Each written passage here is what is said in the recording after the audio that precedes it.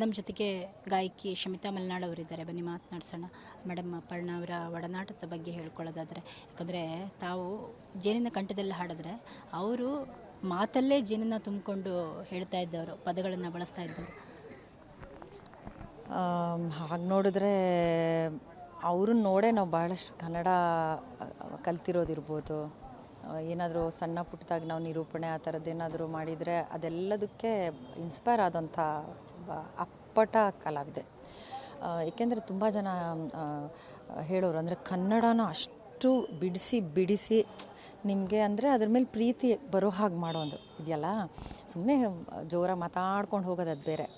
ನನಗೆ ಮಾತು ಬರುತ್ತೆ, ನಾನು ಕನ್ನಡ ಚೆನ್ನಾಗಿ ಬರುತ್ತೆ, ನಾನು ಚೆನ್ನಾಗಿ ಆ್ಯಂಕರಿಂಗ್ ಮಾಡ್ತೀನಿ ಅಂತ ಮಾತಾಡೋದು ಬೇರೆ ಅಲ್ವಾ. ನಿಮಗೆ ಅವ್ರು ಕೇಳೋದಕ್ಕೆ ಖುಷಿಯಾಗಬೇಕು ಅಲ್ವಾ.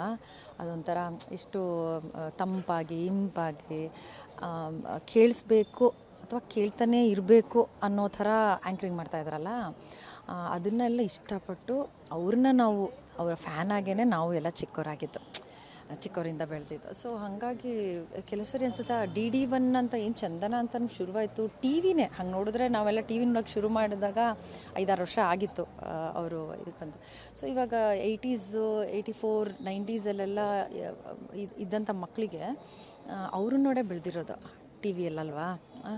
ಚಂದನಕ್ಕೆ ಸ್ವಾಗತ ಅಂತ ಹೇಳೋದಿರ್ಬೋದು, ಸಿನಿಮಾ ಇರ್ಬೋದು. ಅದಾದಮೇಲೆ ನಾವು ಸಿಂಗರ್ಸ್ ಆದಮೇಲೆ ಸ್ಟೇಜಲ್ಲಿ ನೋಡಿರೋದು.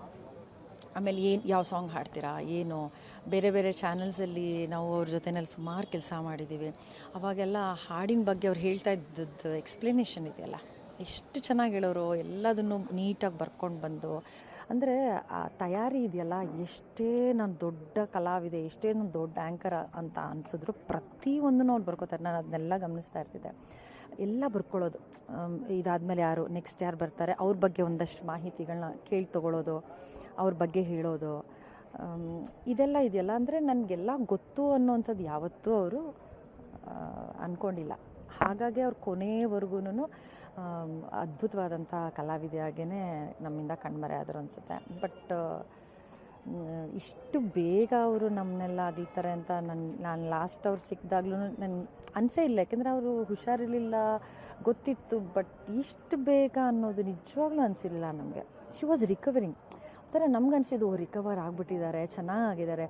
ನಾವು ಡ್ರೆಸ್ ಮಾಡ್ಕೊಂಡು ಆಚೆ ಬಂದಾಗಂತೂ ನಮ್ಗೆ ಎಷ್ಟು ಚೆನ್ನಾಗಿ ಕಾಣಿಸ್ತಾ ಇದ್ದಾರಲ್ವ. ಸೊ ರಿಕವರ್ ಆಗಿಬಿಟ್ಟಿದ್ದಾರೆ ಅಂತ. ಸೊ ಅದೆಲ್ಲ ನೆನಪಿಗೆ ಬಂದೆ ನಿನ್ನೆಯಿಂದ. ಒಂಥರ ಅದು ಹೆಂಗೆ ಸಾಧ್ಯ ಅಂದರೆ ಅವ್ರ ಒಳಗಡೆ ಇತ್ತು ನೋವು, ತೋರಿಸ್ಕೋತಾ ಇರಲಿಲ್ಲ ಅಷ್ಟೇ. ಇತ್ತು, ನೋವಿತ್ತು, ಮುಖದಲ್ಲಿ ಸ್ವಲ್ಪ ಡಲ್ನೆಸ್ ಇರ್ತಾಯಿತ್ತು. ಆದರೆ ಅದನ್ನೆಲ್ಲ ಮೀರಿ ಅವರು ಅವ್ರ ನಗುವಿನಲ್ಲಿ, ಅವ್ರ ಮುಖದಲ್ಲಿ ತೋರಿಸ್ಕೊಳ್ದೇ ಇರೋ ರೀತಿಯಲ್ಲಿ ಇರ್ತಾಯಿದ್ರು ಅನಿಸುತ್ತೆ. ಒಡನಾಟ ಆಪ್ತವಾಗಿತ್ತ ಹೆಂಗೆ, ಎಲ್ಲಿಂದ ಶುರುವಾಗಿದ್ದು, ಯಾವಾಗ ಲಾಸ್ಟ್ ಭೇಟಿಯಾಗಿದ್ದು, ಅದ್ರ ಬಗ್ಗೆ ಹಂಚ್ಕೊಳ್ಳೋದಾದರೆ? ಹಂಗೆ ನೋಡಿದ್ರೆ ಅಕ್ಕ, ಅದು ತುಂಬ ನಾವು ಭೇಟಿಯಾಗಿದ್ದು ಅಥವಾ ಸಿಗ್ತಾ ಇದ್ದಿದ್ದು ಆ ಥರ ಫ್ರೆಂಡ್ಶಿಪ್ ಅಂತ ಇರಲಿಲ್ಲ. ಕಾರ್ಯಕ್ರಮಗಳಲ್ಲಿ ಸಿಗ್ತಾ ಇದ್ದಿದ್ದು. ಮತ್ತು ನಮ್ಮದು ಒಂದು ಇವೆಂಟ್ ಕಂಪ್ನಿ ಇದ್ದಿದ್ದರಿಂದ ಅದಕ್ಕೆ ಕಾರ್ಯಕ್ರಮಕ್ಕೆ ಅಂದ್ಬಿಟ್ಟು ಅವ್ರನ್ನ ಕಾಲ್ ಮಾಡಿ ಕೇಳ್ತಾ ಇರ್ತಿದ್ದೆ. ಯಾವ ಕಾಲ್ ಮಾಡಿದ್ರೂ ಫೋನ್ ಎತ್ಕೊಂಡ್ಬಿಟ್ಟು ಆಮೇಲೆ ಇದು ಇರುತ್ತೆ ಗೊತ್ತಾ ನಿಮಗೆ, ಪ್ರೊಫೆಷ್ನಲ್ ಇದು ಕೆಲವೊಂದು ತುಂಬ ಏನು ಮನಿ ಮೈಂಡೆಡ್ ಆಗಿ ಯೋಚನೆ ಮಾಡೋವಂಥದ್ದು ಅದು ಒಂಚೂರು ಇರಲಿಲ್ಲ ಅವ್ರಿಗೆ. ಕನ್ನಡದ ಕಾರ್ಯಕ್ರಮ, ಕನ್ನಡದ್ದು ಏನೋ ನಡೀತಾ ಇದೆ, ಕನ್ನಡದ್ದು ಯಾವುದೋ ಒಂದು ಹೊಸ ರೀತಿಯಾದಂಥ ಯಾವುದೋ ಶೋ ನಡೀತಾ ಇದೆ, ಪ್ರೋಗ್ರಾಮ್ ನಡೀತಾ ಇದೆ ಅಂತಂದರೆ ಯಾವಾಗಲೂ ಸಪೋರ್ಟ್ ಮಾಡೋವಂಥವ್ರು. ಆಮೇಲೆ ಅಷ್ಟು ದೊಡ್ಡ ಕಲಾವಿದೆ ಆಗೂ ಅವ್ರನ್ನೆಲ್ಲ ಹಿಡಿಯೋದು ಕಷ್ಟಪ್ಪ ಅಂತ ಹೇಳೋರು ಕೆಲವರು. ಇಲ್ಲ, ನಾನು ಮಾತಾಡ್ತೀನಿ ರೀ, ಅವ್ರು ಸಿಗ್ತಾರೆ, ಖಂಡಿತ ಸಿಗ್ತಾರೆ ಅಂತ. ಸೊ ಖಂಡಿತ ಮಾಡೋಣ, ಅಷ್ಟೇ ತಾನೇ, ಮಾಡೋಣ, ಏನಿದೆ, ಖಂಡಿತ ಮಾಡೋಣ ಅಂದರೆ ಅವ್ರು ಯಾವುದಕ್ಕೆ ಬೆಲೆ ಕೊಡ್ತಾಯಿದ್ರು ಅಂತ. ಅವ್ರು ಕೇವಲ ಕನ್ನಡಕ್ಕೆ ಮತ್ತು ಅವರ ಕನ್ನಡದ ಪ್ರೀತಿಗೆ ಮಾತ್ರ ಬೆಲೆ ಕೊಡ್ತಾಯಿದ್ದು. ಸೊ ಕನ್ನಡನ ಬೆಳೆಸೋದ್ರ ವಿಷಯದಾಗಿರ್ಬೋದು, ಆ ಒಂದು ಇದು ನನಗೆ ಯಾವಾಗಲೂ ನೆನಪಿಗೆ ಬರ್ತಾ ಇರುತ್ತೆ. ತುಂಬ ಖುಷಿ ಕೊಡೋವಂಥ ವಿಷಯ ಏನು ಅಂತಂದರೆ, ಇಂಥವ್ರ ಜೊತೆ ಎಲ್ಲ ನಾವು ನಿಜವಾಗ್ಲೂ ಎಷ್ಟು ಕೆಲಸ ಮಾಡಿದ್ದೀವಲ್ಲ, ಎಷ್ಟು ದೊಡ್ಡ ವ್ಯಕ್ತಿತ್ವ, ಸರಳತೆ.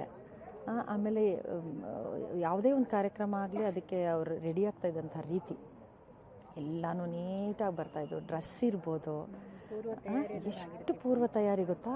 ಆಮೇಲೆ ಎಲ್ಲೂ ಒಂದು ಕಡೆನೂ ಇಲ್ಲವೇ ಇಲ್ಲ, ಅಷ್ಟು ಓತಪ್ರೋತವಾಗಿ ಹರಿತಾ ಇರ್ತಾಯಿತ್ತು ಕನ್ನಡ.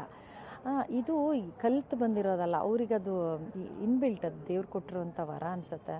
ಒಂದು ನಿರೂಪಣೆ ಕ್ಷೇತ್ರದಲ್ಲಿ ಇಷ್ಟು ದೊಡ್ಡ ಮಟ್ಟದಲ್ಲಿ ಇಷ್ಟು ಜನ ಸಂಪಾದನೆ, ಇಷ್ಟು ದೊಡ್ಡ ದೊಡ್ಡ ಕಲಾವಿದರಿಂದ ಡೈರೆಕ್ಟರ್ ಇರ್ಬೋದು ಎಲ್ಲರನ್ನೂ ಹೊಂದಿರೋದಿದೆಯಲ್ಲ, ಬಹುಶಃ ನನಗನ್ಸುತ್ತೆ ಇಡೀ ಇಂಡಿಯಾದಲ್ಲೇ ನಿರೂಪಕಿಯಾಗಿ ಇಷ್ಟು ಮಟ್ಟದ ಈ ರೀತಿಯಾದಂಥ ಹೆಸರನ್ನು ಮಾಡಿರೋದಿರ್ಬೋದು.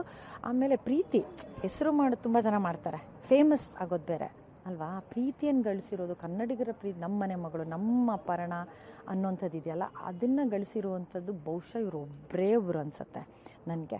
ಆಮೇಲೆ ಆ ನಿರೂಪಣಾ ಇದಿದೆಯಲ್ಲ, ಕ್ಷೇತ್ರ ಇದೆಯಲ್ಲ, ಆ ಕ್ಷೇತ್ರಕ್ಕೆ ಅದೊಂದು ಸುಮ್ಮನೆ ಏನೋ ಒಂಥರ ಉಪ್ಪಿನಕಾಯಿ ಥರ ಅಂತ ಅಂದ್ಕೊಂಡಿದ್ದು ಮುಂಚೆ ಎಲ್ಲ, ಏನೋ ಹೀಗೆ ಇವ್ರು ಆಡ್ತಾರೆ, ಇವರು ಇಷ್ಟೇ ಇದ್ದಿದ್ದು.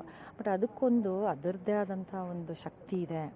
ನಿರೂಪಕರು ಕೂಡ ಇಂಪಾರ್ಟೆಂಟು, ಅವ್ರನ್ನೂ ಕೂಡ ಕಾದು ನೀವು ಕಾರ್ಯಕ್ರಮ ಮಾಡಬೇಕು, ಅವ್ರದ್ದು ಡೇಟ್ಸನ್ನು ತೊಗೊಂಡು ನೀವು ಕಾರ್ಯಕ್ರಮ ಮಾಡಬೇಕು, ಅವರೇ ಮಾಡಬೇಕು.